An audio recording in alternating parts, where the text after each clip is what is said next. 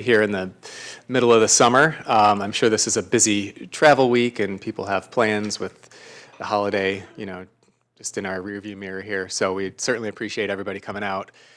This will be our last meeting for this fiscal year. We've got the next quarterly meeting scheduled for, I think it's mid to late October. So we're going to kind of cover a lot today, though I do suspect that we will be having consistent contact with folks throughout the rest of the fiscal year as we get into contracting and things of that nature. So without further ado, I think our first presenter here is our CEO, Annette Downey.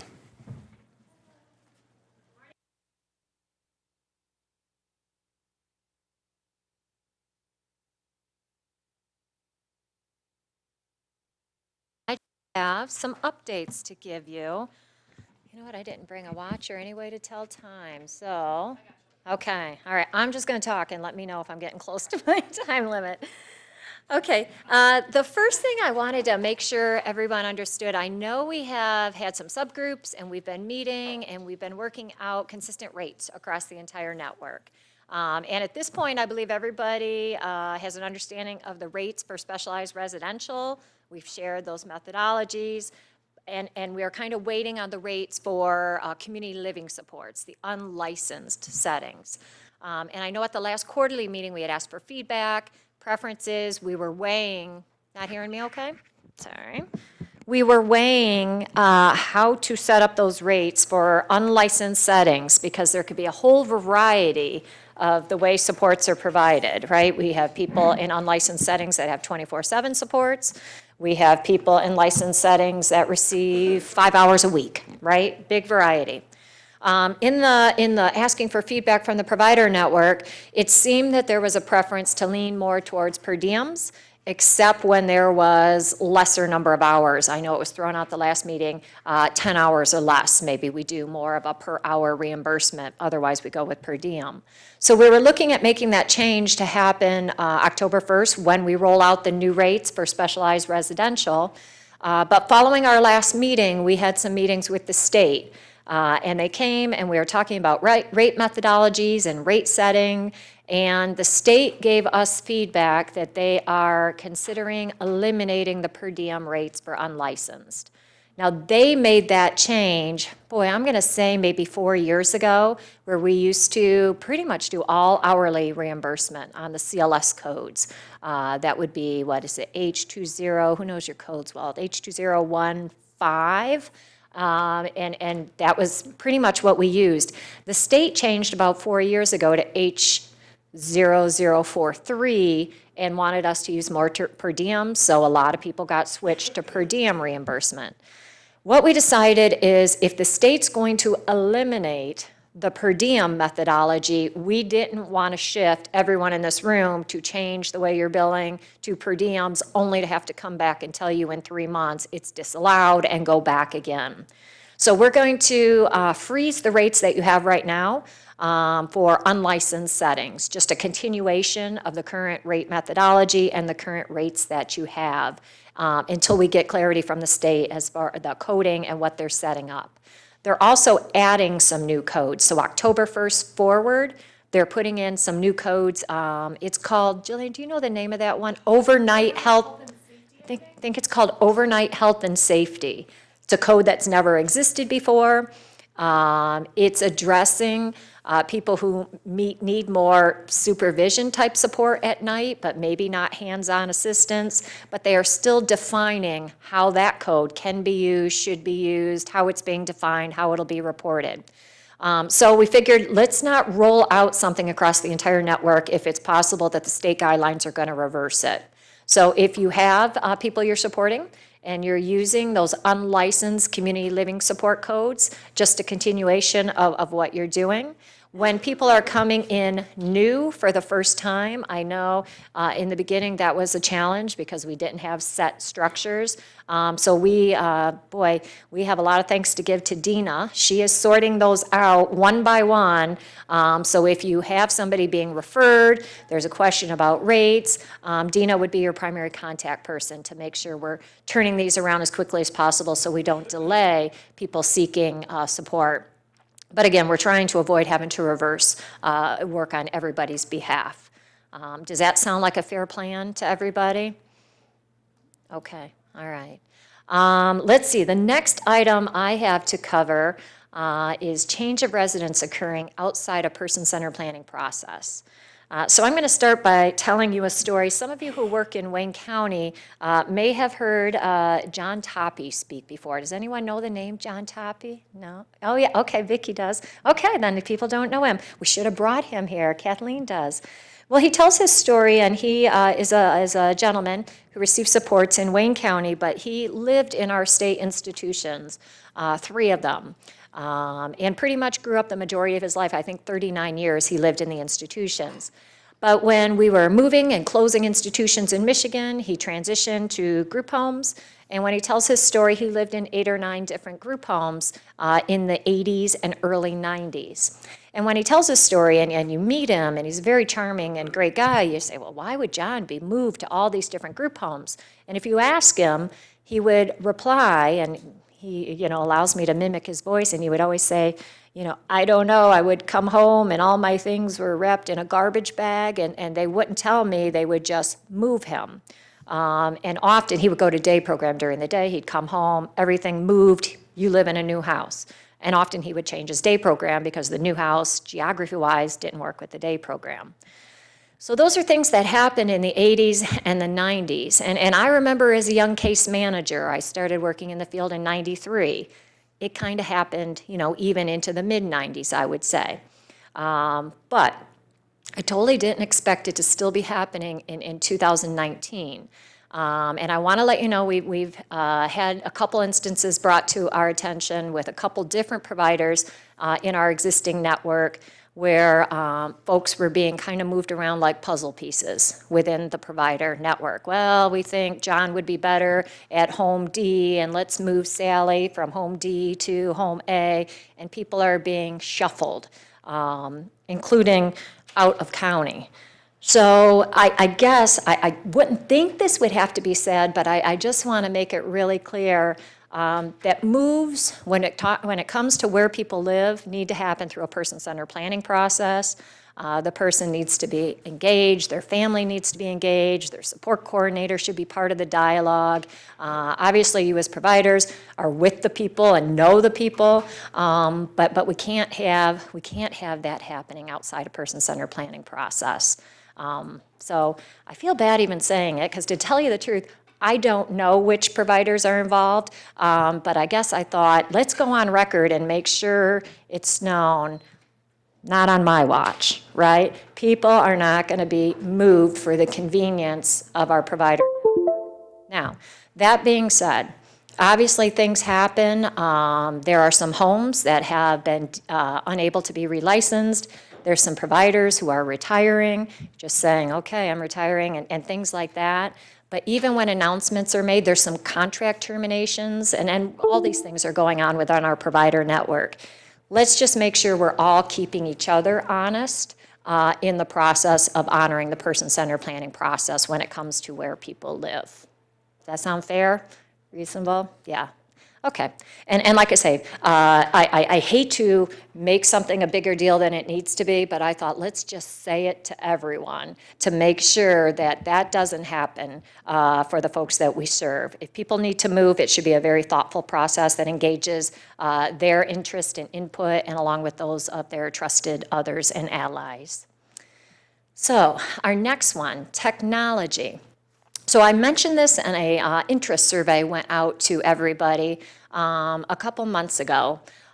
There's a couple things that have been happening, and I suspect nobody in this room will be surprised to know we have a staffing shortage, right?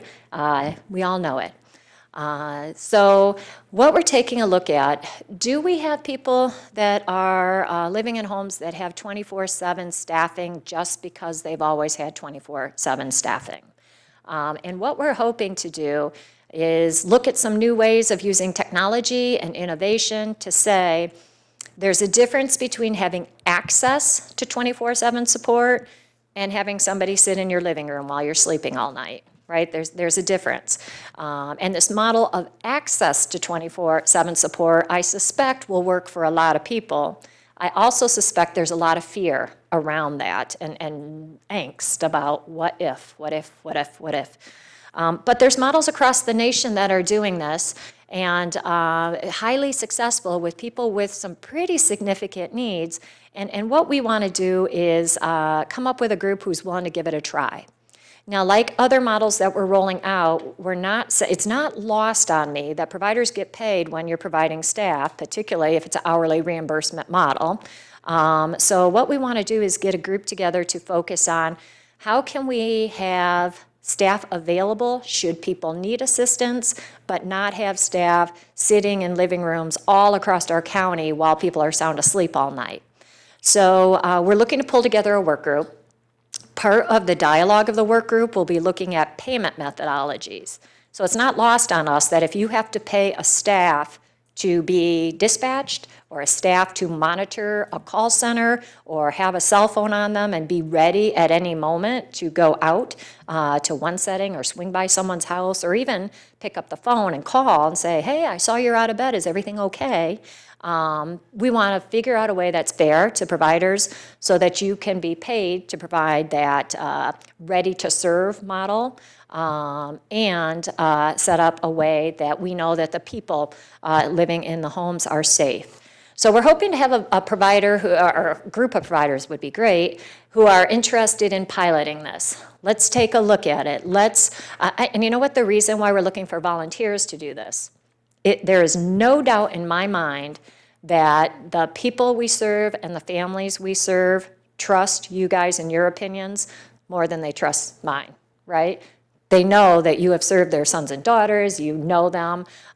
So I'm looking for a provider who maybe in your head as I'm talking, you're like, you know, we've supported those 3 guys for 20 years. They sleep most of the time at night. Sometimes if somebody's sick or is having a bad day or something's going on, they need some intervention or assistance at night, but not every night. And if you had that same kind of setting with like 3, apartments or whatever, is there a way we could pay a staff person to be available and check on people and have the phone with them if someone needs assistance? Now, the technology can look super highly technical, or the technology can, I don't know if you guys know that there's things such as bed sensors. You put a sensor on the bed, if the person gets out of bed, it sends a beep or it sends a ding to a computer. There's all kinds of ways we could do it and say, Johnny's not in his bed anymore. He got up and out of bed. Now, if Johnny gets out of bed in the middle of the night, gosh, you know what? I'm 50. I get up and get out of bed in the middle of the night. It's not the end of the world. I go back to sleep. It's not a big deal. But nonetheless, sometimes as somebody's getting up and out of bed at the night, a phone call to them to say, hey, Johnny, is everything okay? I saw you're not in bed. Or I know cameras are a very sensitive topic. We just talked about cameras. But if cameras are used as an alternative to having a live being, so people say, what about the privacy issue with cameras? I hate to tell you this, but having somebody in your house 24/7 is also a privacy invasion, right? So if it's somebody that couldn't answer the phone, maybe it is we turn on a camera and say, oh, look, Johnny just went to get a glass of water. He's back in bed, it's no problem. So these are things we want to explore. Dina has volunteered to help us lead a pilot group. We also have Emily in the room. Is Emily? Oh, there she is. Emily as well, and Emily's going to be doing some research on a national level. I know there's companies that do all kinds of fancy smart home technology. We don't want this to be expensive. Obviously, all of us are struggling financially, with the Medicaid dollar and funding. But we want to give people the utmost in freedom and privacy. And if we could make it such that 3 or 4 settings that right now need 3 or 4 full-time FTEs dedicated to the midnight shift could make it on one, and the provider still, is not hurting financially by reducing in that way, that's where we're going to try to come up with a plan. So look out more for that.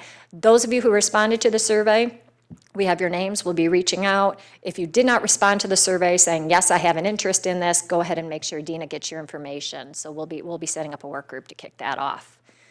Any questions about that and what we're trying to achieve with that? Does it sound like something you think, I mean, I don't know. Does it sound like something you guys can buy in on us, the idea of it? Who do you think will have the hardest time selling the idea or talking about the idea with? And I think we're going to try to focus on unlicensed settings to start, because you're right, there are licensing regulations that call for certain staffing patterns. So we were going to try to start with unlicensed for the pilot. The others, parents, I think you're probably right, parents. Yeah, and we'll have to come up with talking points and like I say, so I guess if you guys come to the table, please don't feel we're going to sell you out to the families and say, Lisa came to the table, she doesn't think your son or daughter needs staff. We want it to be a collaborative conversation and get people comfortable with the idea, not force it on folks. We want people to be comfortable with saying, let's try this as a mechanism to increase people's privacy and things like that. So. Okay.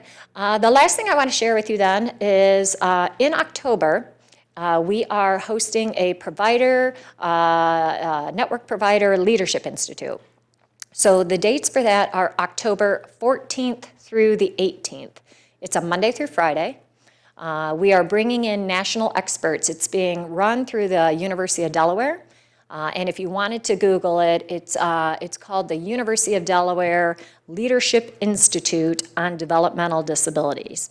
Their primary focus has always been developmental disabilities. So the University of Delaware Leadership Institute on Developmental Disabilities. But we are bringing them to Michigan so that everybody doesn't have to travel down to Delaware. And we are incurring the majority of the costs for the speakers, the location.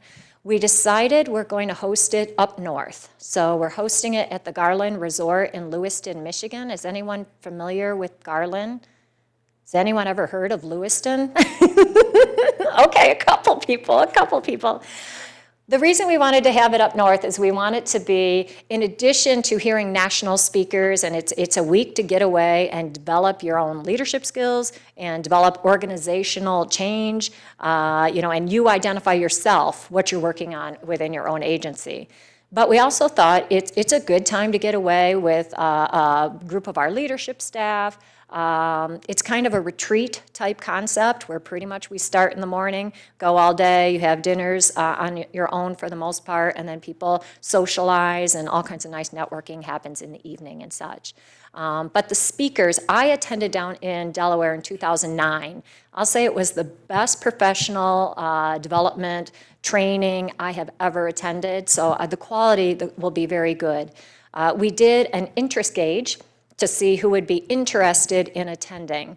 It looks like the cost is going to be $500, but again, it's for Monday through Friday. And we got good feedback, so we did get enough interest to go ahead and plan for the event.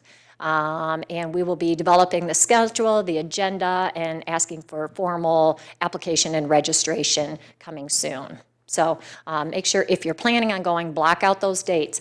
It is not a conference where you can pop in, attend some sessions, and leave. Literally, it's intended to be, and our two tracks, we're going to have one track for providers who work with folks with intellectual and developmental disabilities, and one track for providers who work with substance use and the recovery model. So two different tracks going, some overlapping.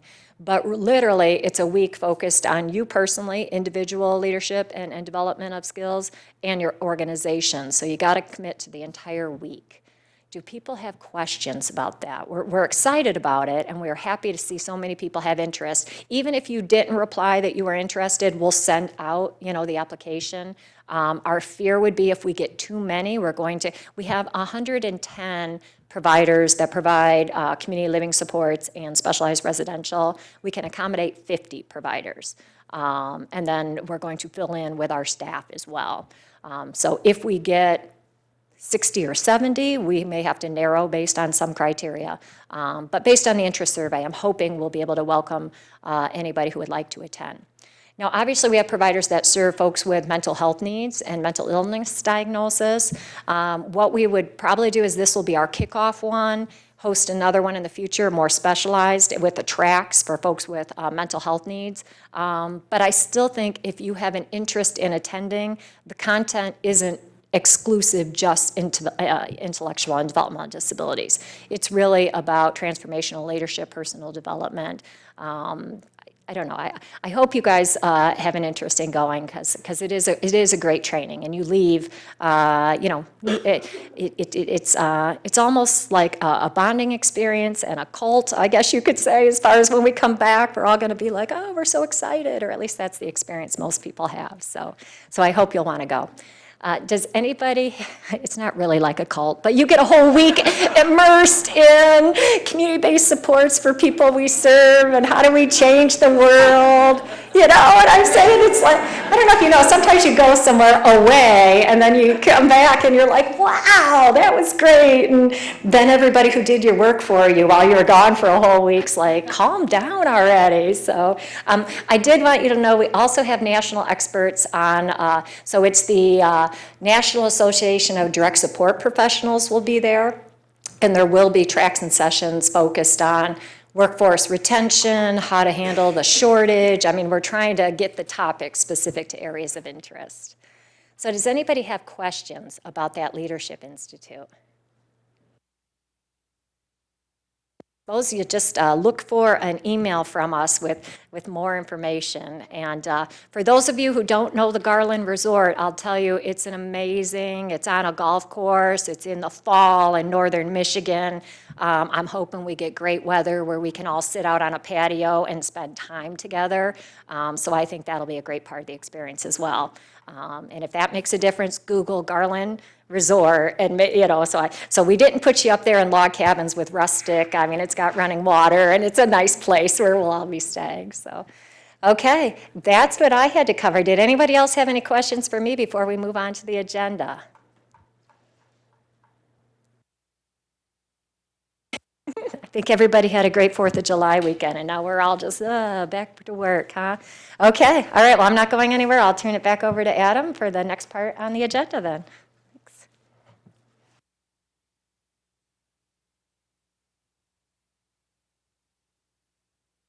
Okay, thank you, Annette. Next up is Kathleen Kovach, our COO. She's going to talk to us a little bit about the annual plan.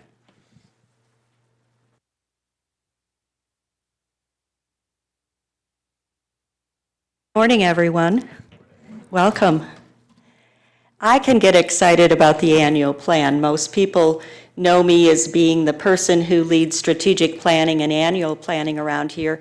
And what I really want to do is talk to you a little bit about our process and then make sure that we get your input as to what is needed in the next fiscal year annual plan.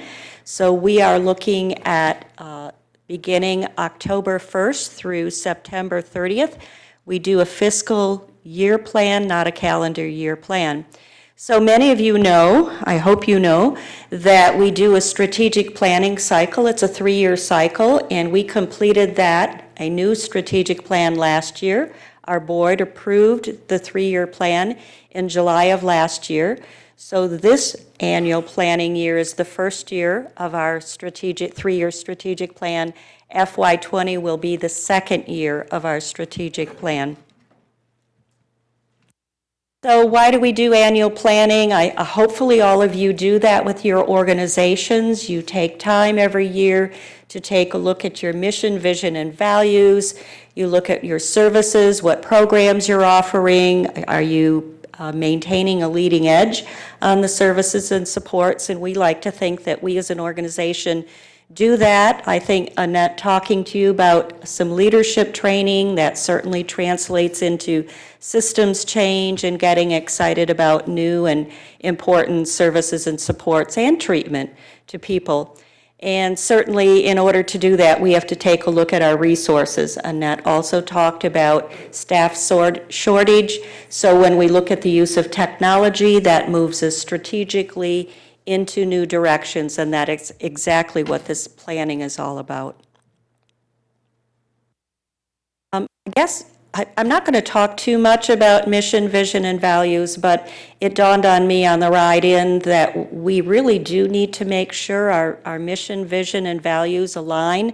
Certainly as an organization, many of you are getting to know more and more over the last year what we're all about, what we stand for, person-centered planning, self-determination, recovery, whether it's for people with mental illness or substance use. We rolled out new zero suicide approaches. We're always taking a look at what's new and what we're adding. So please go back. I would say to you, go back and look at your mission, vision, and values and see how it ramps up against what this organization sees as important, because it's always very important that we as an organization, as a network, are moving in the same direction. In case you've never seen our annual plan or strategic plan, you can find that on our website. And if I should have done all the clicks. There's a couple of clicks. It's under resource. No, when we go to the website. Oh, it's under,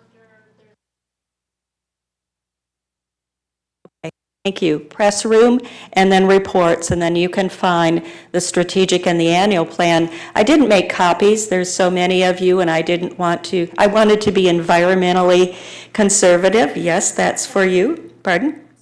we can send out the link.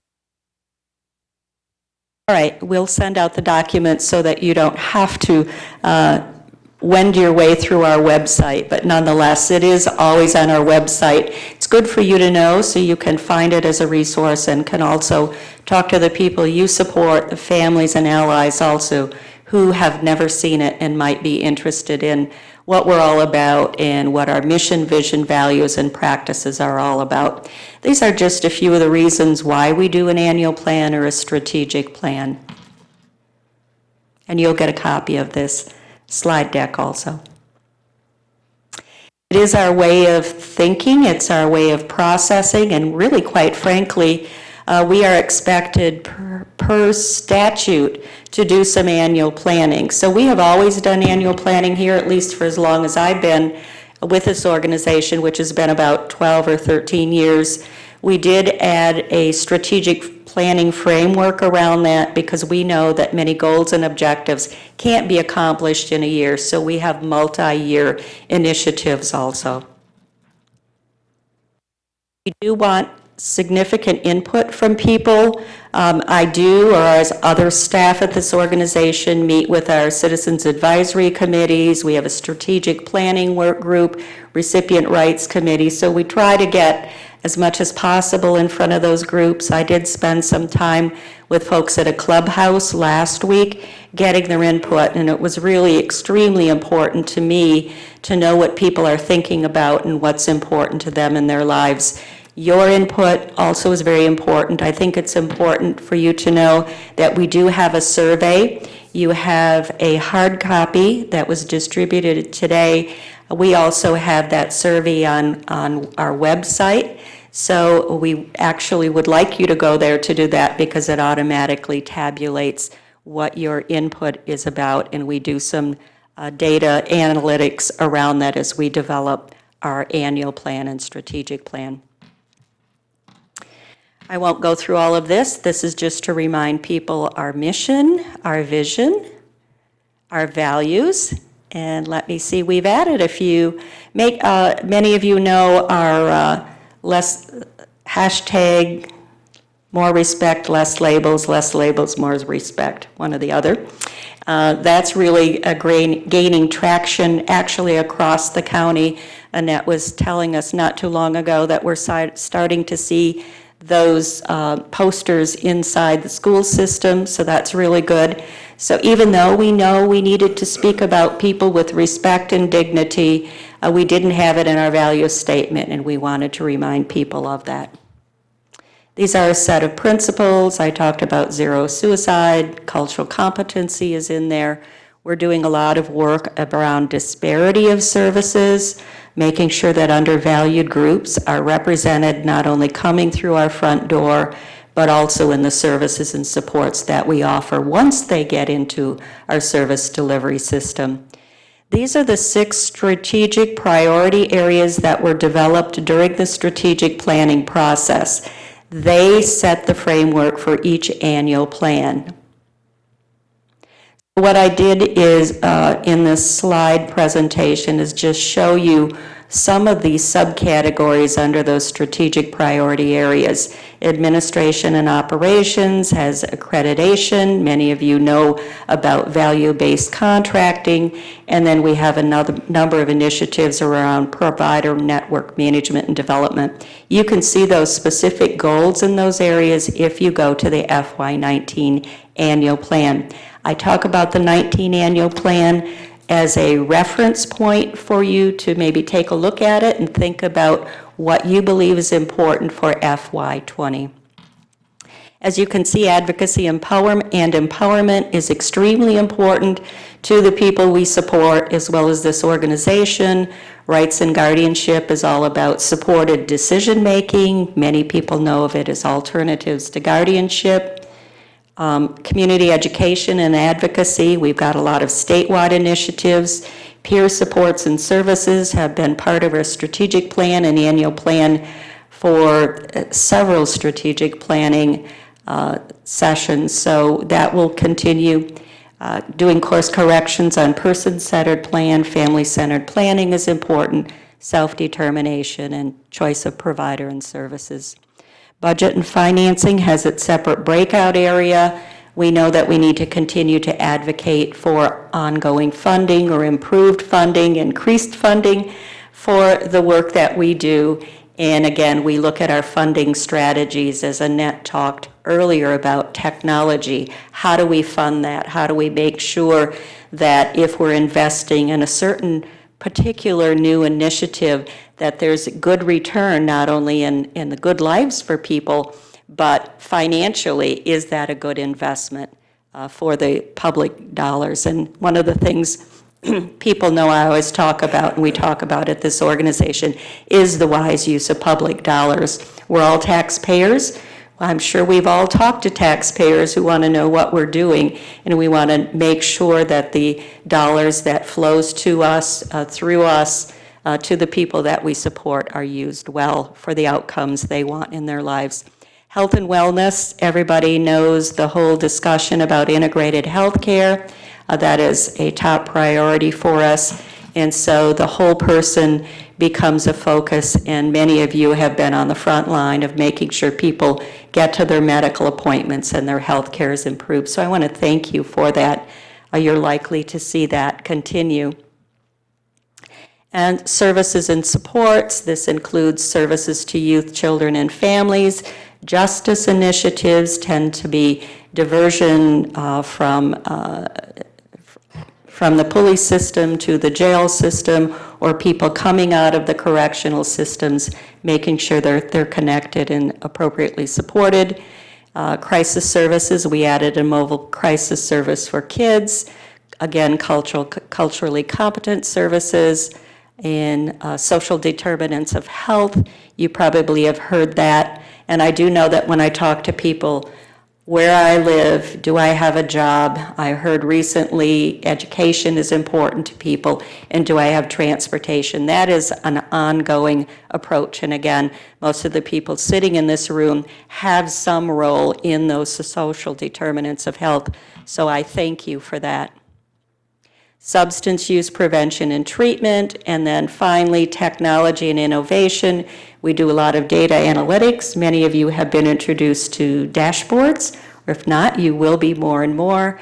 And health information exchange is all about moving data across systems, from hospital systems to us, so that we know if somebody's in the hospital, that we can make sure there's a good transition. So those are some overarching areas that we've been focusing on. So again, I bring that up so that it'll pique your interest and your thoughts. I always say when I travel to work and home from work, I usually get my aha moments.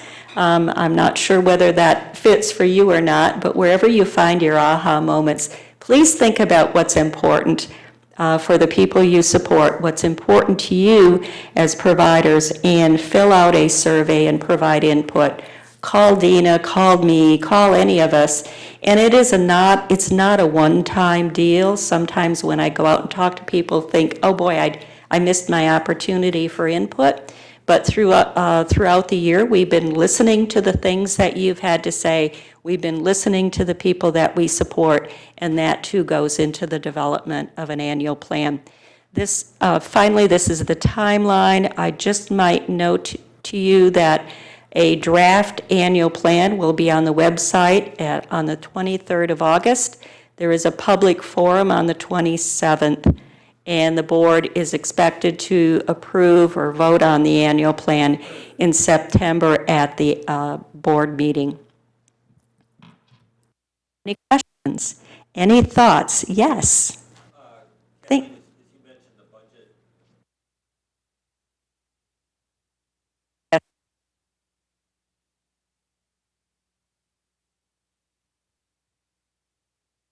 Going to be a question about funding. Question is it anticipated that OCHN will have a balanced budget in the current year, or did they have to draw down on reserves, and what impact will that have on the budget for the next year? Well, I do know, as we reported to the board last night, the Note setting. Yikes. You got me?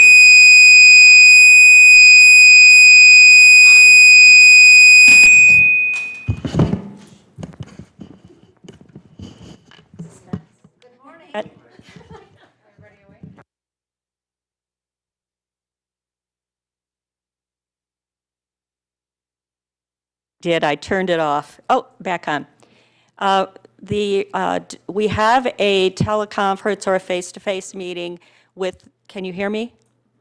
With the department on the 24th. So we expect to get the rates from the department, and what we do with that information, and finance folk in the room help me, we immediately task staff to run the rates through an algorithm or program that we have to really see where we land with our budget. We have heard, although not in writing, that the department does expect to provide a supplemental this fiscal year.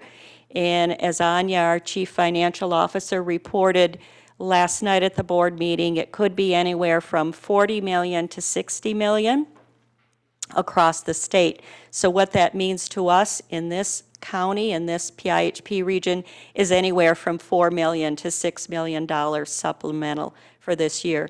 I think many of you know that we have shown a deficit of around $13 million. We do know that the expenditures at this point in time are less than that, closer to 10 million. And if we get, let's be optimistic, if we get 6 million in supplemental, that brings us to about a $4 million deficit. There may be other gains by the end of the fiscal year. We do have in reserve around $3 million in the Medicaid Reserve Fund, but we also have some other resources we can call upon. The bottom line is we are expected to have a balanced budget. Whether we get totally to that point this year or not, we can't say for certain, but that continues to be the goal. How is that for an answer? All right, I really gave you the up-to-date information on finances. Are there any other questions or any burning item that you think we should know about as we go forward with the annual plan? Okay, I do know that Tricia is going to talk about training. I don't know if she's up next. She's on the agenda, but I know for many of you, training is an important item. So depending upon your conversation, that could end up in the annual plan. We have some thoughts. I know you have some thoughts about where you think that should go. So with that, I'm going to end my supposed 15 minutes. I'm right on. I can't believe that. Usually I'm wordy, but I better end or I'm going to be going over. So thank you so much. I really appreciate it, and I wholeheartedly look forward to your input. It is extremely important, and I have been known to jostle with wordage in the annual plan about a day or two before the board approves the final plan. So please know that there's no drop-dead date, so to speak, on input. If something comes to your mind, even a week before it's due, please don't hesitate to let us know. Thank you.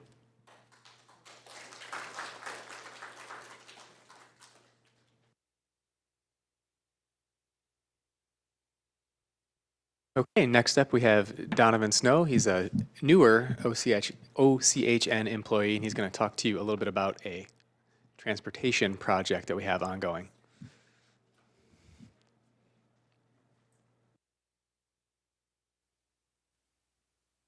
Mike Daly also. Thank you, and I'm the add-on. I just wanted, again, I'm Mike Daly, Manager of Customer Service here at OCHN. And I'm here just to start out reminding people that transportation has been an issue, and in our annual plan for as long as I can remember, probably at least 10 years. And as one of the slides that Kathleen had, that transportation, housing, and employment remain key points from people that we serve and families about issues needing to be addressed. So over the years, when you look at the annual plan, you will see, wherever you see transportation, that's my area. And over the years, we've made some progress. And some of the progress is we've had an opportunity to apply for some grants. And this year, we received 2 grants. One is a block grant from the department, and there's a flyer on the information table. Please take information that has a website and contact information. This block grant is specifically for rural areas of Oakland County. Rural areas of Oakland County. But it's a self-explanatory flyer, but please help yourself. They have a website, and it's also on our website. The second grant that we wrote and received was from Federal Transportation Administration, FTA in Washington, specifically for 5310 grant funding, which is dedicated for people with disabilities and older adults. That grant is what brought us Donovan Snow. So that is going to be greater detail from his presentation. But also I want to remind people that all the grants and information about transportation was given publicly to the board a month or so ago, and that's available on our website. Anyone who wants a copy of that, please let us know and we'll get copies to people. But it's helpful to know the context of transportation is an issue, is an Oakland County issue, not just OCHN issue. Closing on this is that this grant, the 5310 grant, is part of the SMART Transportation Coordinating Human Service Coordination Plan, and that is also available on the SEMCOG website as well as SMART. And the grant that we wrote specifically was for Chapter 2, the needs assessment and identifying resources for people with disabilities and older adults. Okay, done. Thank you.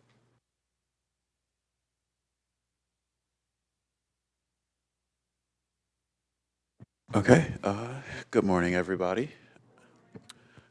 Just really quick, my name's Donovan Snow. I'm the new transportation analyst. Just some quick background on me. I came here by way of Michigan State University. I was an urban geography major, and I specialized in urban and regional planning. Some of the things really quick when I was there, I was a research student for both the urban and regional planning department and the urban geography department. I did a couple of things, everything from urban to environmental projects, looking at things like river mitigation, population migration, all the way to the effects of the Fair Housing Act and things like push and pull economic factors in inner cities and the surrounding suburban areas. I worked for city council. Before I was here, I worked for the city of Lansing. I was the legislative liaison to the Urban Environmental Intergovernmental Board and also a community development intern as well. So I did things for that liaison for that board, and I also worked as and in turn doing things with LEAP, which is the Michigan Economic Development Corporation's Greater Lansing area branch. And I did a lot of economic development projects for them, doing either data analytical work or GIS work, things like that. So the main goals of why I'm here. So the main goal of this position mainly is to address the main transportation barriers expressed by the citizens we serve here in Oakland County, but not just that, also addressing some of the barriers that we see nationally that a lot of the modern today healthcare transportation organizations face. Can you guys hear me when I talk from here? Okay, because it's really, I don't like bending down like that.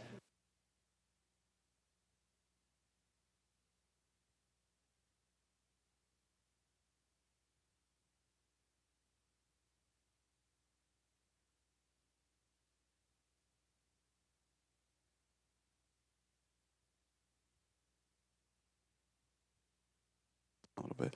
Okay, yeah, that's a lot better. So the other main goal, of course, of this position is to see how we can use the resources that we currently have here to better serve and create more opportunities for the citizens we serve. So just really quick, just some background on some of the transportation barriers. This is as reported from the National Mobility Equipment Dealers Association. This was a 2017, 2018 plan that they did, and this is just a small part of it. These are the top 5 transportation and mobility barriers as expressed by the survey that they do every 2 years. The first one is accessibility to doctor's office and clinics. A lot of people have trouble, as I'm sure some of you know, constantly and making appointments to get to their appointments and picking up their medication. That causes a lot of health problems, and that actually increases the need to go to the emergency room for life-threatening problems. Number 2 is public transportation barriers. That's both physical barriers around the public transportation and on the public transportation itself, and also communication and information barriers that some disabled individuals face trying to understand and how to use those systems. Number 3 is high unemployment numbers. In some areas, they report as high as numbers as 80% of disabled citizens that are able to work are unemployed. And of course, something like a job creates a high level of independence. It's a way for people to bring in their own source of income and, feel more whole, I guess is the word.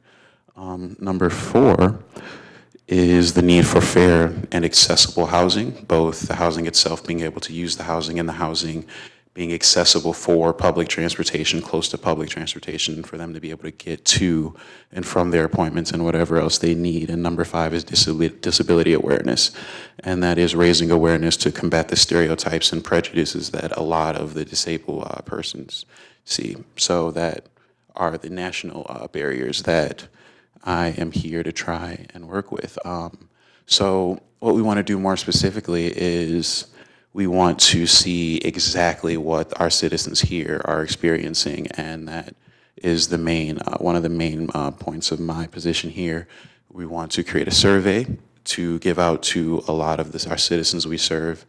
We're still looking at different ways to reach as many of them as we can, and that is just to try and best identify what they feel are their biggest barriers and what they feel would help them most, what they feel that they're lacking, or what is working well, things like that. So there's that. And the other part of my position is the data research part of the position, and that will be data from you all, our service providers, data in-house, and also data from our public transportation providers as well, putting together all of that. And what we would like to do with all of that data is we have a transportation advocacy work group here that we plan on building on. We want everyone from in-house staff, our public service providers on that advocacy board as well, some of the citizens of Oakland County, some of the members that we serve, and also other stakeholders in and around the county. And Yeah, that is about all I have to talk about today.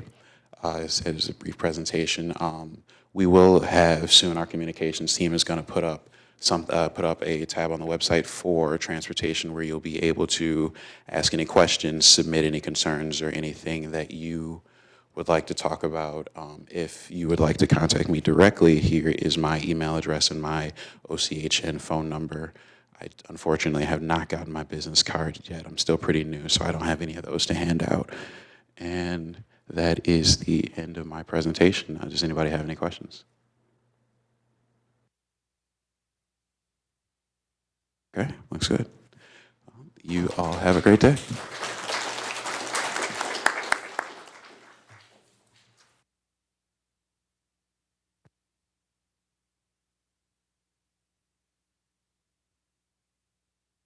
Okay, next we have our Director of Training, Tricia Z.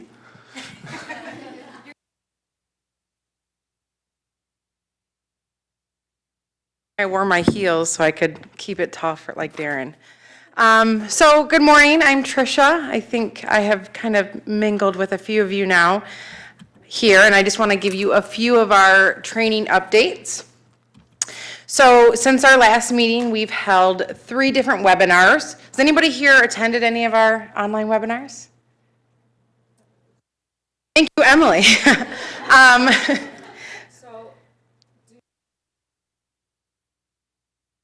Yes, we sent them out through Dina. We had a flyer for people to register. Did you not receive any of those? Okay, we'll make sure that you guys get those. So we offered 3 different webinars over May and June on Smart Sheets, HCBS, the rate methodology. We had about 23 providers registered. We had 17 that attended. Some of them were in groups, but really want to hear your guys' feedback and see how those are going. We were testing out some of our new Teams software and being able to share some of those with you guys.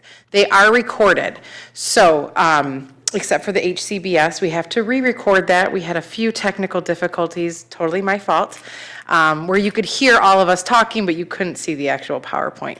So if you go to our website and you hover over training, this is also where I think a lot of you have gone to register for trainings. We have added a new drop-down that says provider training right there.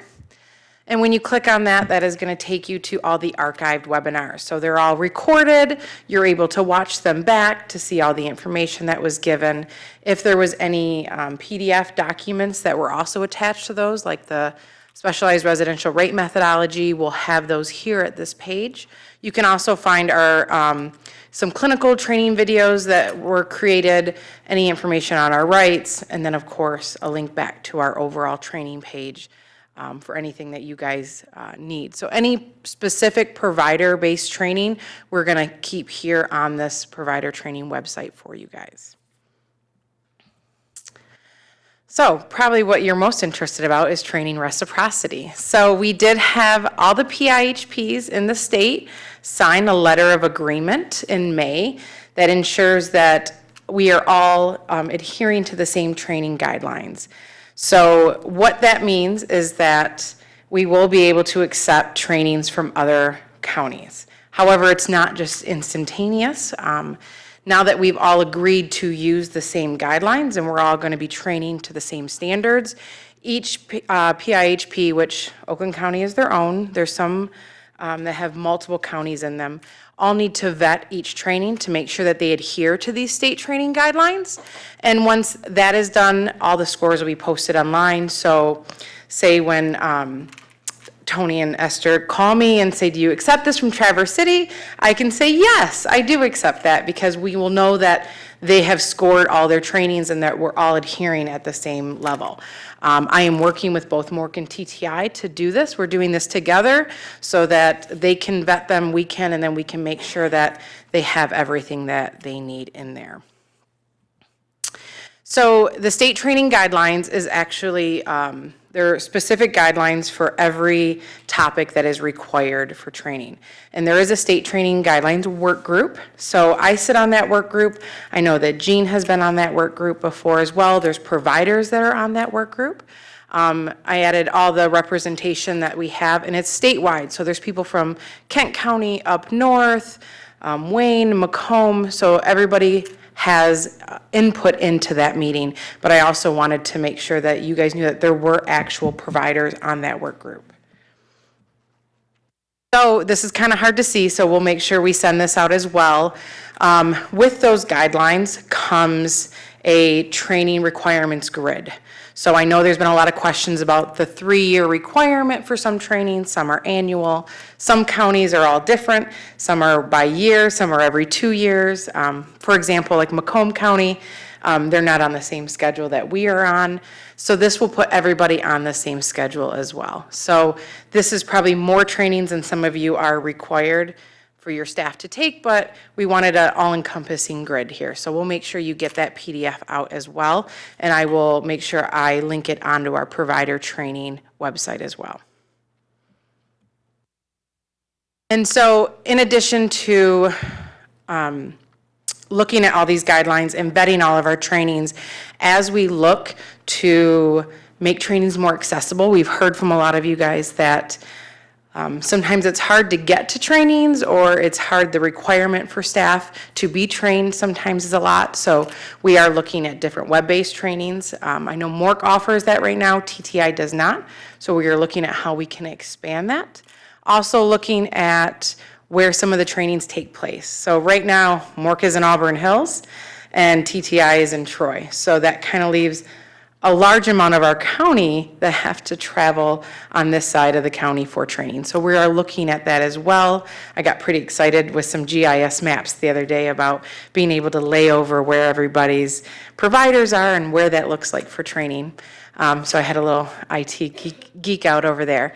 But what I really want to do is create a subcommittee of providers. So I cannot just inform and say, hey, this is what we're going to do. I really want to hear from you, and I want you guys to have a voice at the table. So as we look to expand some of those trainings, as we look to move things around the county maybe, I want providers to have a seat at that table. So I'm hoping that if you want to participate, you're going to email me and let me know that you want to be a part of this subcommittee. So when I start to pull that together, and it won't always be in-person meetings. We'll use conference calls, video conferencing, maybe try to meet after these meetings as well, so that we can all look at training together and how we move it forward, especially with these new training guidelines, so that everybody is more informed. So that is all I have. I think I'm under my 15 minutes. Any questions? Any webinars you guys want us to host that we haven't had yet? In a job. There. All right. Well, thank you very much.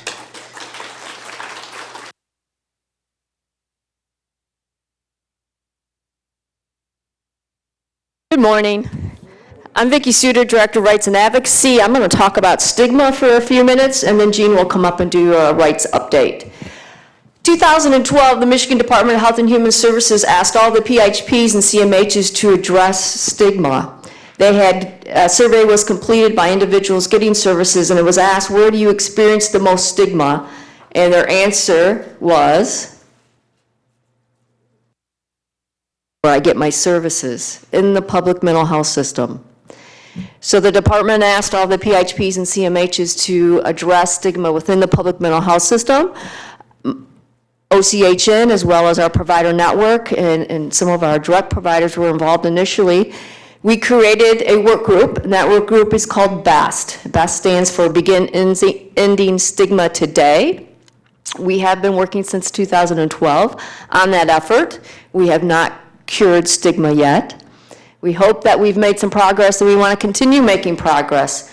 One of the things that we've been challenged with over the years is reaching our direct providers, our service providers, and your staff. And in an effort to do that, we created a video along with Community Living Services, CNS Healthcare, and our organization.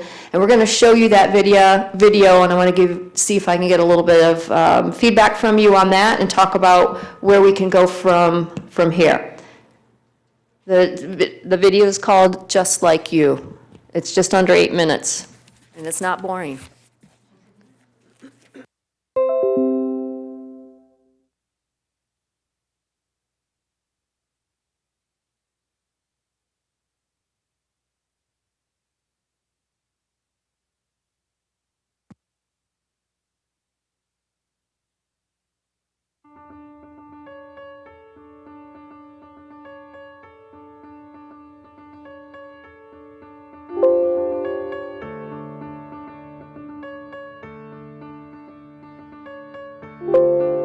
we can share our stories. That is the first step to eliminating stigma. I'm just like anybody else. Even though I've dealt with life challenges differently from someone else, it doesn't mean that I do not have any dreams, goals, aspirations. I just want everyone to know that I'm just like you and you don't have to be scared of me because I have a diagnosis. I have this saying that I really believe in. No matter how severe the disability, we all have a purpose. Just because we might walk differently, talk differently, we're no different. Everyone's the same.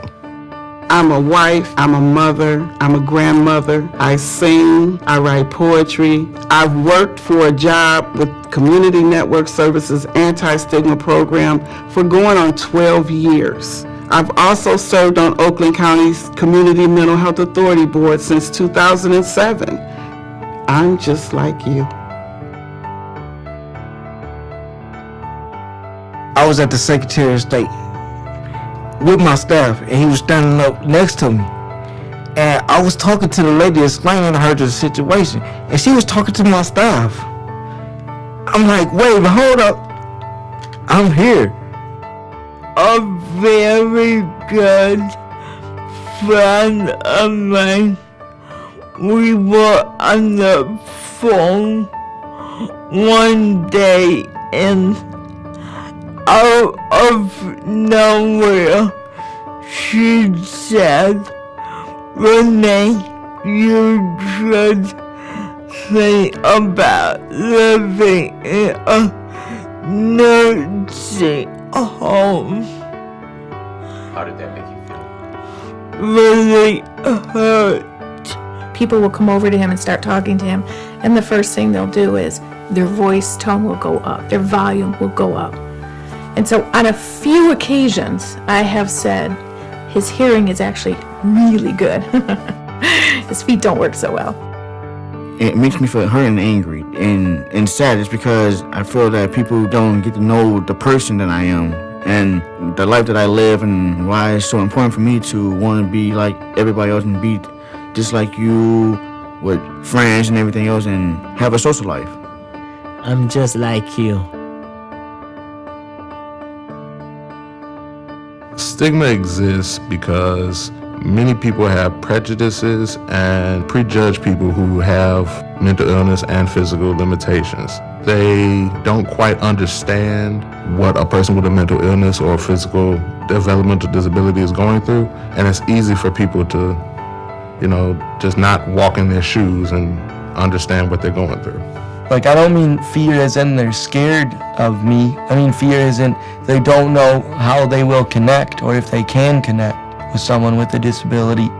Stigmatism exists because of a lack of knowledge and stereotyping.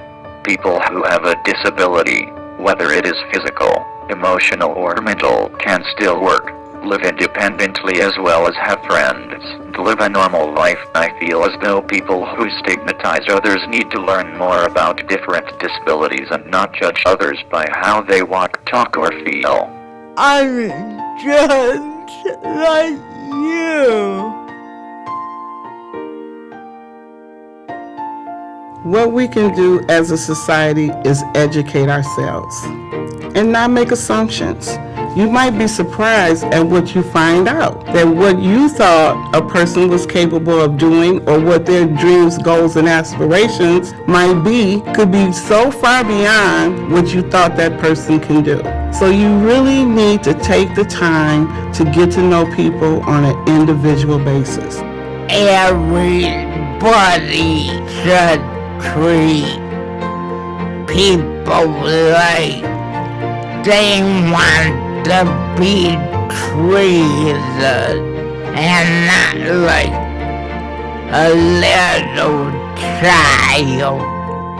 If you find yourself in a situation where you're around somebody with a disability and you're starting to think something about them, take that split second before you say or act on your assumption. Just because two people that both have a disability doesn't mean that they can't live a fully functional marriage just like any other able-bodied couple can. I'm just like you. I had someone come to me who was on crutches who want to get married.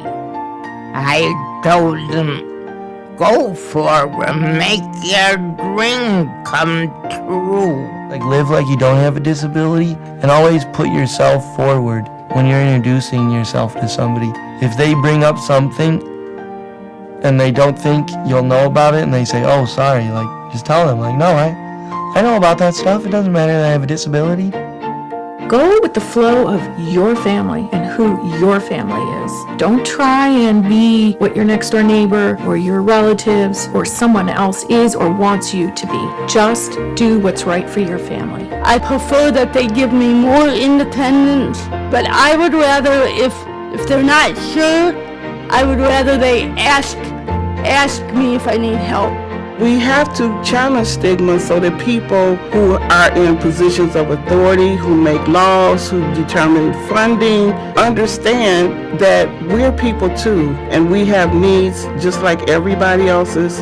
We desire a good quality of life, and if you have stigmatizing ideas, it limits you. I'm just like you. I'm just like you. I'm just like you. I'm just like you. When it comes down to it, it's about treating people with respect. That is what the anti-stigma message is about. Regardless if they have a physical health condition or a mental health condition or any other kind of life circumstance. Words hurt people. Nobody wants to be called retarded. Nobody wants to be called bipolar or schizophrenic. Those are conditions, but that's not who we are. We're people first. And I'm just like you.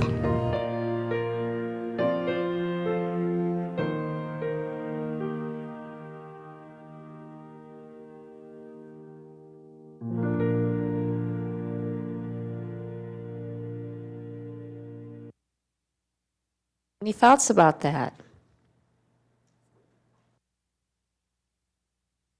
Yeah.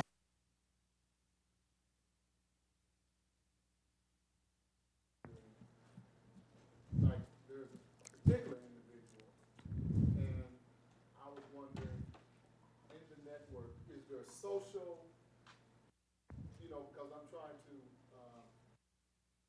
take them to social activities.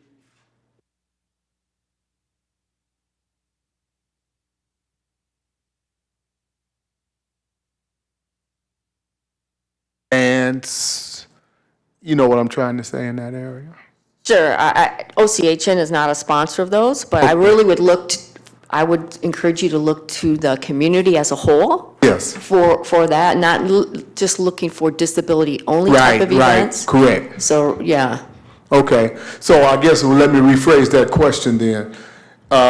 Where would be a good starting point? Because I'm just kind of like out there looking. Is there any suggestions you would give that would be a good starting point for community social activities? Because I'm not totally familiar with this particular county. So I'm going to open it up to the group. Okay. Got a lot of smart people here. Anybody have some suggestions? Yes?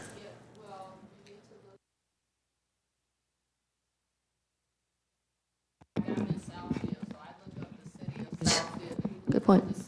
You can go in Macomb County.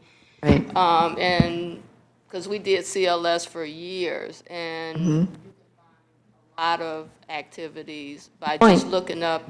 Community centers. Every city has a community center. Yeah. They do all kinds of activities. Yeah, so we found fireworks, and we found a lot of things that were free. So you just have to do your research.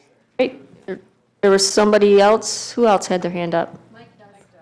Yes. We're just going to remind people about the My Commonwealth website. There's a link to our website for that, but you can just Google My, M-I, Commonwealth, and that is a tri-county effort to post low-cost or free activities in the community, and it talks a little bit, there's flyers or there's information and contact information. It's a great resource. Yeah. Is there a link on our website? We do have a link on our website to the My Commonwealth website, but also under our events, if you look at our public calendar, and it's not necessarily a place to socialize, but we do hold community forums. We have this month, or in July, we're doing Minority Mental Health Awareness Month event. We have events in March. So if you check out our public calendar event, you will see different community forums and gatherings, advocacy work groups. They're all great places for people we serve to network. And I think through that you learn about other activities within your community. I was just going to say, I think contacting the Parks and Rec programs in the communities was a really good suggestion.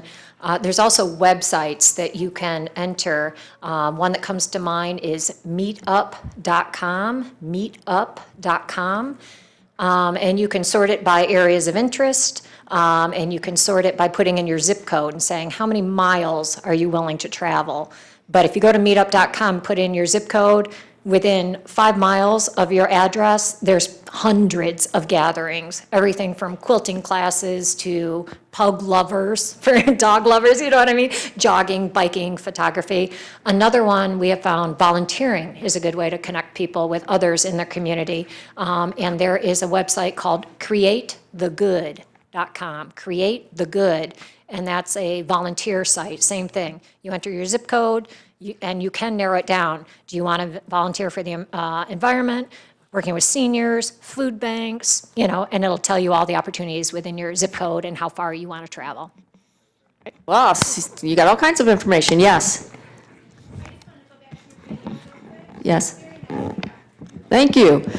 The video is on our website. I think it should be shared with the general population, because they're the ones Yeah. that need to see this. They're Sure. the ones that need to understand that they're just like us. Yeah, we do go wherever we're invited and try to get into places and talk about this. It is on our website if you want to share it with other individuals. It's in the rotating banner. I also have flyers. We'd love to come out and do presentations. We actually have an educational program that goes along with this. The whole program is 30 minutes. We really would love to reach all kinds of staff. If we're going to develop a stigma-free culture, it takes all of us. And so doing that effort and you helping us with that effort would be absolutely wonderful. The BEST work group did just recently win an award. So the work group is very excited. I did fail to mention we have a number of individuals who receive services that are a part of that work group. Fantastic, very passionate work group. One of my favorite things to do. So if you could help us, I have some flyers, I'll leave them at the table. We would love to come out and do presentations and encourage people to create a stigma-free culture. I'm going to turn it over to Jean so she can do Rights Update.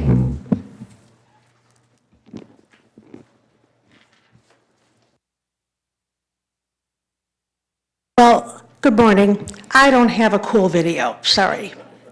But I just had just two things really I wanted to chat about this morning very briefly.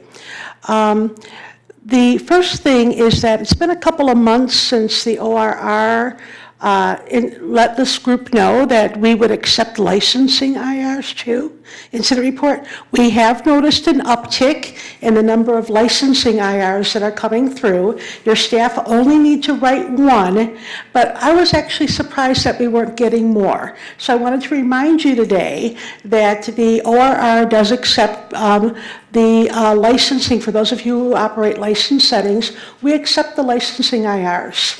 Also as a reporting tool. Similarly, on IRs, I have to caution you about looking into your own system about whether or not your system of checks and balances is holding up reporting. We've had numerous times where incident reports are being submitted way after the 24-hour deadline. Now, we give Friday afternoons and weekends a little bit more leeway, but your system of checks and balances should not impact an IR actually being submitted. All right, and so please be very careful with that. Similarly, We have a lot of providers that are really, really good at getting the IRs in within 24 hours. Staff fax them immediately. However, then it goes through the provider process, getting signatures and all of that. And so we end up with the same IR being submitted multiple times. There is no inherent problem with that, except that when IRs come in, we get over 20,000 IRs every year. And it's very unlikely that our one person who processes IRs is going to look at this and say, oh, I've seen this before. All right, when we process several hundred, we can process several hundred in a day. So if you can, when an IR is being submitted because it's gone to the home manager signature and then it went to the office and got the office signature, when things are being resubmitted, if you could just put resubmit or copy on the top. Because what ends up happening then is that IR is recorded as 3 separate incidences, and then we have to go in because no provider wants more IRs attributed to them than actual is. All right, and so very often the people that pick that up is after they've been entered in, my rights specialist review them, and they'll say, oh, I've seen this 2 or 3 times already, and then we go through the work of getting it out of the system. So if your system requires checks and balances in terms of going to your home office or whatever, that's absolutely fabulous. We like people to be very, very informed of an incident report related issues. All right, but if you could just, if you're faxing over the one that has the final signature at the bottom from the provider or designee, all right, just put copy at the top, and that way the person who processes IRs will know, oh, this is the most current version of one I've already done. All right, so that will help everyone in the long run. The second thing I wanted to bring up today was regarding staff substantiations. And this is an issue that really hit home last week and this week. The ORR process does not have as part of it a notification of the staff when they are substantiated. We notify the person who filed the complaint in an investigation. We notify the employer of the staff person to submit a corrective action plan. But the ORR mental health code process does not have in it a letter going to the staff person directly. And so one of the things that we have to rely on is that we all jointly inform staff. Now, if staff call after the fact, which is what happened, after the fact and say, I just tried to apply for a job and they told me I had an ORR substantiation, and it was 2015, 2009, and they didn't know about it. And so we will provide them with basic information. Yes, you had a substantiation in 2009 for abuse 1. Well, can you make that go away? No, we can't. All right, can you fix that? No, we can't.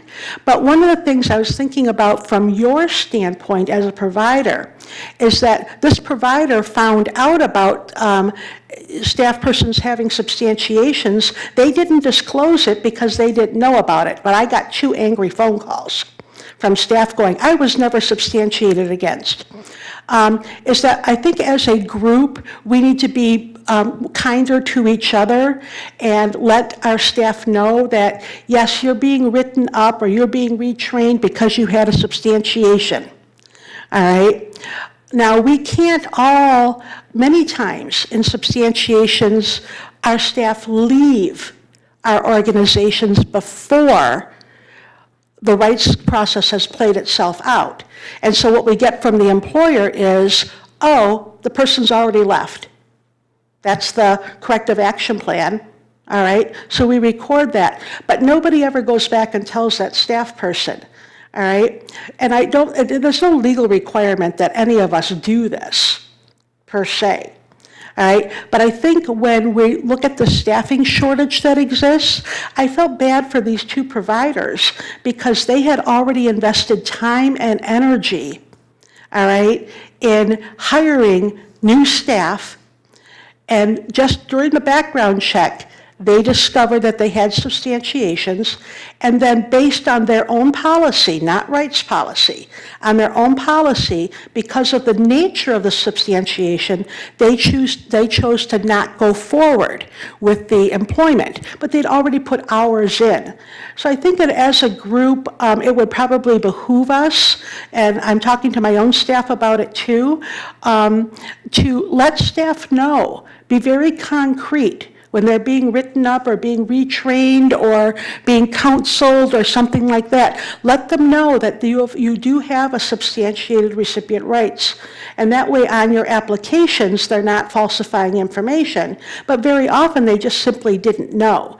And this happens a lot more frequently than you would imagine. So I don't know what the overall solution is, except that perhaps we can all have the, I guess I'm going to use the word courtesy, to let staff know, even the ones that that have left our employ, and we sometimes are happy to see them go, sometimes we're sad to see them go.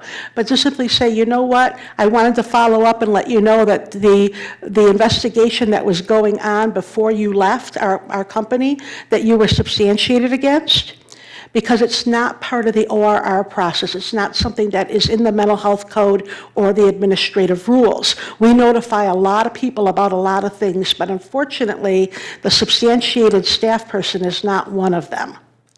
All right? So those are the things I had to share. Any comments, questions, any concerns, any rights things that I can answer? Yes. I'll wait for the microphone to come over.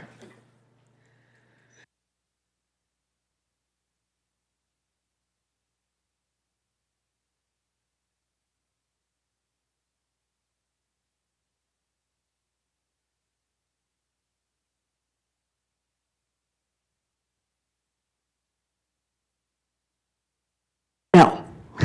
You do have to submit an IR that they were in the hospital. All right? Now, the only time you would submit an IR when they're coming out of the hospital if something is radically different. Okay? Just the very fact that they went in for appendicitis and were released after, you notify us that they were hospitalized. But if something was different, for example, the individual was released, but they were released to a nursing facility or a rehabilitation facility, or they came back with restrictions on mobility, or as Annette was pointing out, we had to have a change in living situation, even if it's just for a short period of time. Incident reports are based on unusualness. All right, we used to be called an unusual incident report. Now it's an incident, accident, death, blah, blah, blah report. All right. So my general feel about incident reports is, when in doubt, fill it out. There's never a penalty for not filling out an IR, and failure to report is a big deal if you do need to have one. Any other questions? Thank you for your time, and I wish everybody a good day.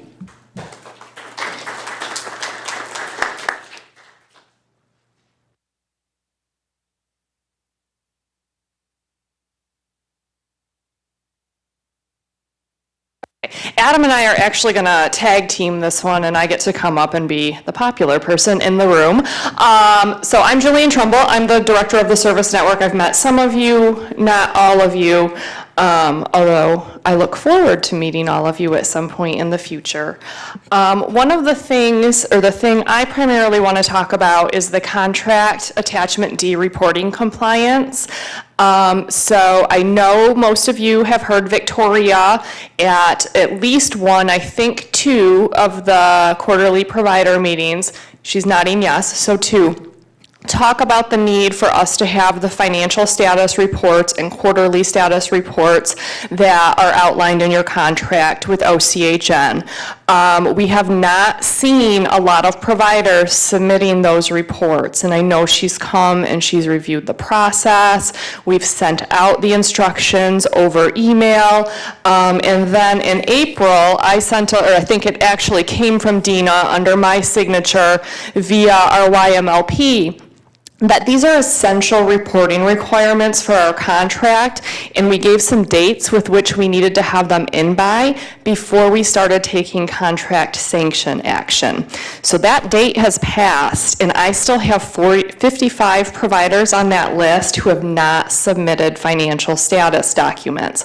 So I'm here today to implore you to please, please, please be looking at what you've submitted. We do have letters drafted and ready to go out that have that contract withhold language in it. I don't want to send them, I don't want to sign them, and I really want the network to go back and take a look at where you are at in terms of your reporting compliance. Now, I do have the list here with me today. I'm not going to call out providers. If you're curious about your status, you can come see me after the meeting. I'll show you what we have submitted, what we don't have submitted. If there's questions about what you need to do, I don't know if Victoria has anything right after this meeting, but if she doesn't, I'm sure she can stay. If she does, we can make a connection so that people know exactly what they need to be submitting. But the time has come where if we don't get those reports, we're gonna have to send those letters out, and I really don't wanna do it. So, are there any questions outside of whether you're one of those providers or not? Yes, Dina.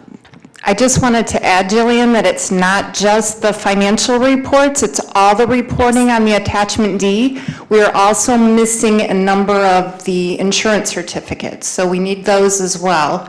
And then anything else that might apply to you, whether it be the ORR hiring form, or if you have an updated disclosure that you need to submit, it's all of the items on the attachment D.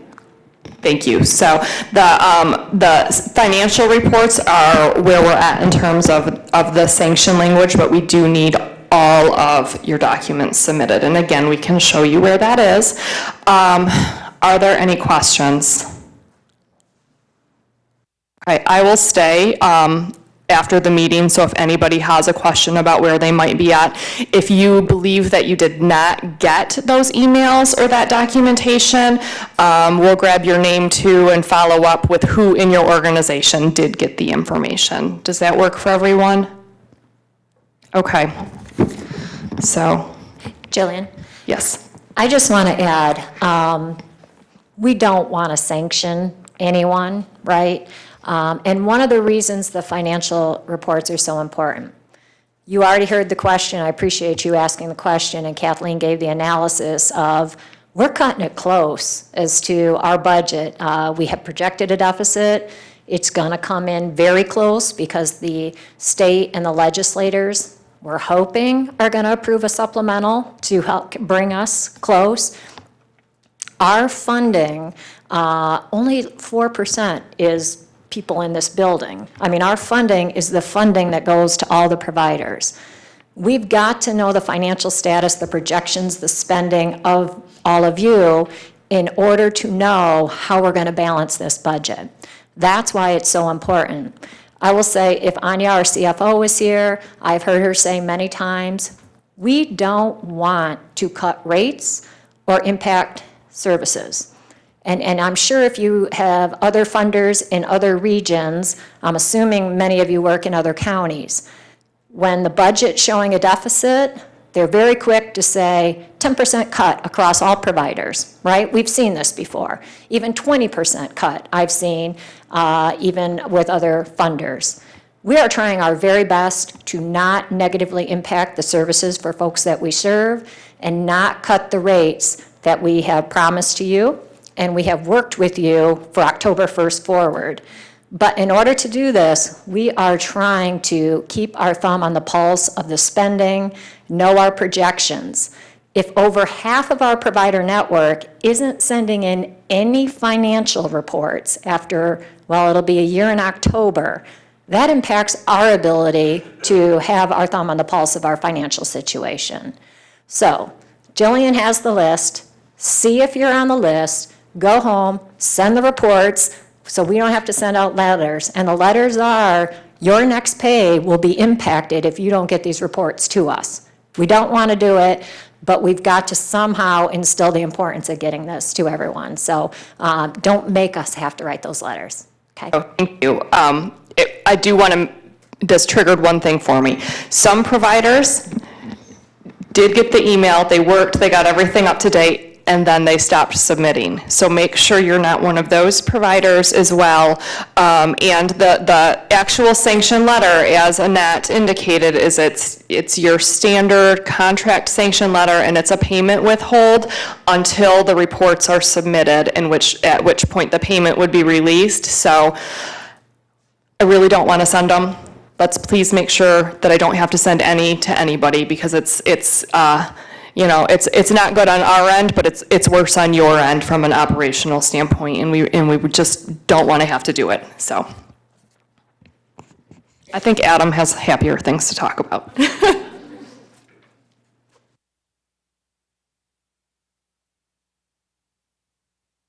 All right. So some of you probably remember earlier in this fiscal year, we piloted some incentives for folks who were in state facilities or folks who were on waiting list to go to state facilities. And we had a group of providers come forward who wanted to kind of partner with us to try those incentives out. I think we've had sort of, some good response with that. It was kind of brought to our attention that maybe we could spend a few minutes talking about the process through which a provider can submit to be reimbursed for those incentives, just to kind of demystify that, I guess. We sort of built this on the fly. So I'll walk you through that. These directions sort of read like the directions on the Pop-Tart box. It's almost not really worth listing them out because it's so straightforward, but nonetheless, we'll sort of give people a little overview here. Go to our website. Probably hear us say that a lot. There is an electronic form there on the website after you click on the provider and staff links sort of button on the website. And the form is not ambiguously titled. Fortunately, it's called the Specialized Residential and CLS Incentive Payment Request Form. So really trying to take the mystery out of that. Click on that, and then the form is very straightforward. There's some drop downs where you select like which phase of the incentive you're submitting for. We have staff on our end who are notified when a form has been submitted. Anitria is supporting Dina with monitoring that right now, so we kind of very quickly know that one has been submitted, and then we follow up on our end with the budget and finance team. So I think that's fairly straightforward. Of course, if there are questions, you can grab Dina, Anitria, or myself. If you have questions about an incentive that you think you've submitted and you haven't heard anything back, of course, let us know that as well. We want this to work well and really be a successful initiative with this group of providers.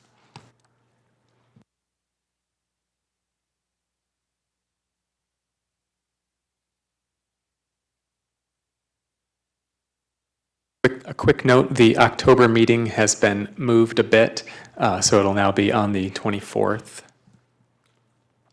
of October, and there'll be some correspondence coming out related to that as we get closer to that time.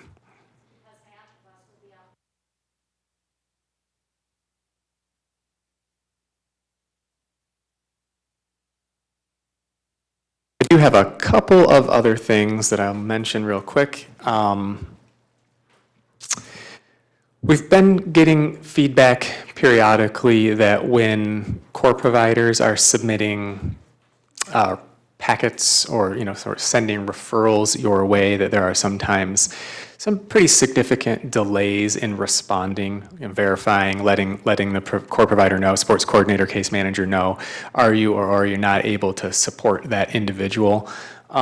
Those delays can really create some difficult situations just in the planning process.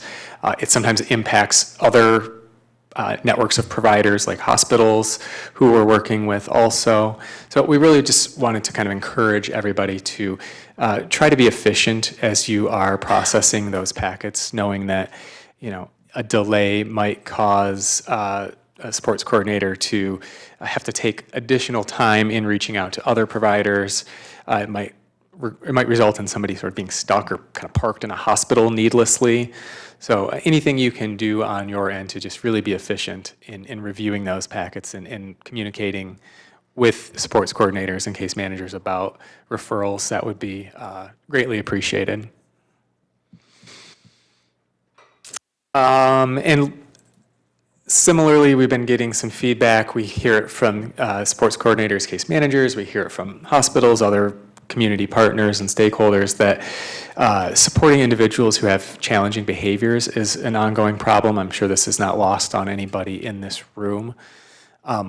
So, you know, going forward, I don't think this is an issue that is really completely separate or divorced from issues around staffing, issues around funding, or anything like that.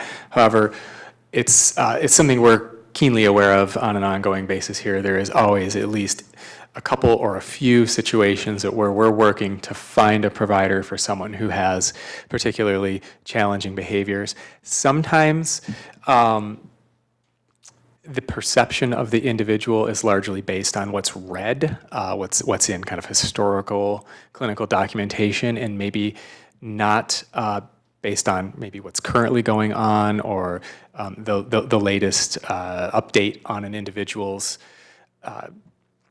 status. So we really all need to be kind of working hard to make sure we're looking at ourselves, looking at our programs, and trying to find ways to support individuals who have challenging behaviors. This is a circumstance where someone is unable to receive the care that they need through the specialty services in the public mental health system really does not bode well for the system as a whole. So it's really incumbent upon all of us to do a good job in finding ways, even if we have to be creative, even if we have to think outside the box, to support those individuals.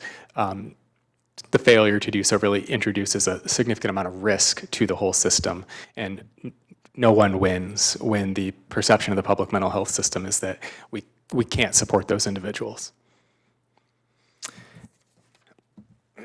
Okay, and quick update on FY20 contracts. We are beginning to meet internally to kind of talk about game plan, how we're going to manage that.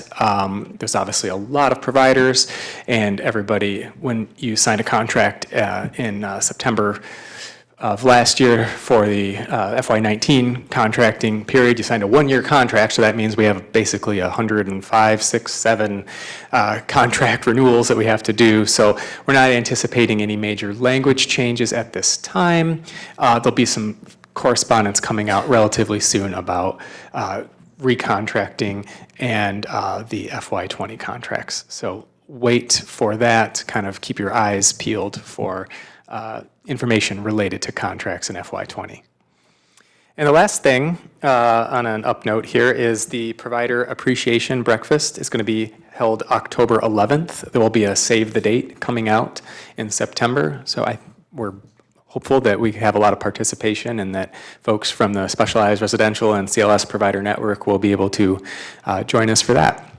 So I think that brings us to the end of my updates.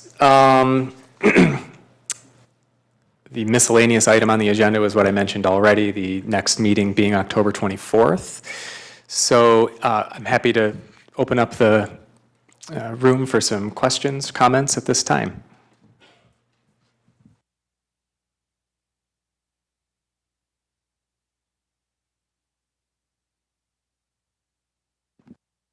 It's coming with the microphone.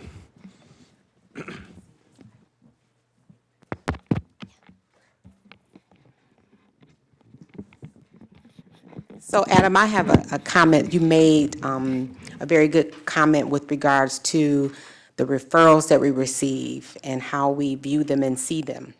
And I don't know if this is the forum, but maybe I'm suggesting maybe another conversation happens somewhere for the providers so that when we look, I guess my point would be in recent weeks, when I look at some of the referrals that come over to Taylor, sometimes they concern me with some of the comments that are in the recommendation section of the referral, because it leaves my mind to think, what should we do in making a selection when we see that doctors have recommended that specialized residential care or any form of community program is inappropriate for the client, and that's stated in the referral packet. So when you read thoroughly through the packet, everything seems to be copacetic, and you kind of get the same kind of verbiage that you normally see. But when you get to that recommendation section and you hear all of the folks who have teamed up to try to help that individual, you get to where really the rubber meets the road there, and the doctor says, I don't think that that's an appropriate placement. It kind of sends your mind somewhere else. So I don't know if this is a forum where we need to talk about it, but at some point I think that we need to have a conversation with regards to how should we be reading the referrals that come over, and how should we be looking at those kinds of comments that are written in the referral for us to determine best what should happen with that client. Yeah, that's a great point. I'm sure that, we have several core providers who may be submitting referrals. Maybe they're all doing things somewhat different. These were kind of some of the things that I think we expected we would discover that would kind of come to our attention during this fiscal year. So potentially maybe there's some smoothing to be done there, some way to find more consistency in terms of those processes, and I think, we can kind of make a note of that might be a good agenda item for a future meeting, or a work group could address something like that. So thank you for the feedback, Liz. Yeah.